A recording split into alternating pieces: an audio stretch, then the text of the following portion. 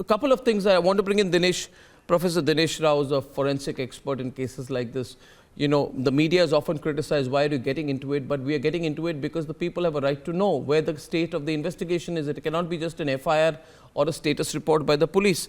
Now, Aaftab, yesterday we found out, a reporter found out, had deep cuts on his body post the murder, right? And he needed stitches. They were so deep, Professor Rao, that they needed stitches. Was it because Shraddha fought back? Was it while chopping the body? Is there a different cause for the wound? Does this add to the evidence that that we have on the table? What about the messages which we are now getting right now? On 18th of May, her last text to a friend, she said, "I have got news." 4:34 p.m. What was the news she wanted to share? What happened between 4:34 p.m. and 6:29 p.m. on 18th May? Did Aaftab know about the news Shraddha wanted to share? What happened within a span of 115 minutes on 18th May 2022? Because very often we find that when people say they have got something to share with the wider public, and I'm not taking names, but there has been one case where one individual, had something to share, and she was going to do a press conference. We all know who we are talking about, and then the person was found dead in suspicious circumstances, and then that was passed off as suicide either. So how do you look at all the evidence that we have here, Professor Rao? What is it hinting towards? Arnab, the very injury which has been reported at the time of the act, we can draw a lot of conclusion based on that. One is the type of the weapon which has caused the injuries, and beside this, as you rightly pointed out, we can also differentiate it's an offensive or a defensive injury. Offensive injuries are those where we use the weapon to offend the victim. So during that course, he sustains the injury. We call those as offensive. The distribution definitely clearly indicate. I don't know which part of the body he sustained the injury, but definitely that distribution and the pattern will clearly point out it's an offensive or a defensive injury. And beside this, very important and the most important conclusions we can draw is that is the day where the crime has been committed.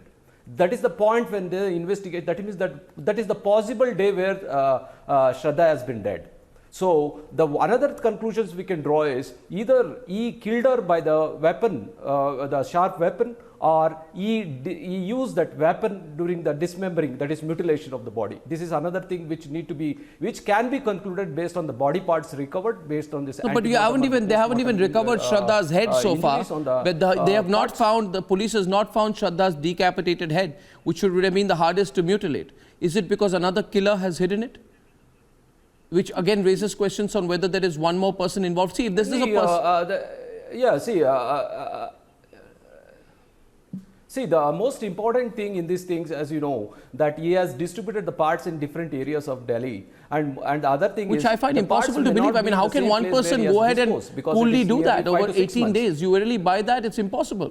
Yeah, definitely. Yes, sure, that is true. But not only one person. How? Because see, I dissect the body. We know we have the skills. We know where to cut and how to dissect the organs and take out the tissues or the organs or even the structures of the body. But a layman, it's not possible. Definitely, he might have taken some assistance, possibly from a medical fraternity or a friend of him, or that is one possibility which I always suspect. And this, I think, in 2008, Dr. Mahajan's murder in Pune, where similar pattern was there, where his body was cut and distributed, and the body's parts were thrown in Nasik, Pune, Bombay area and all.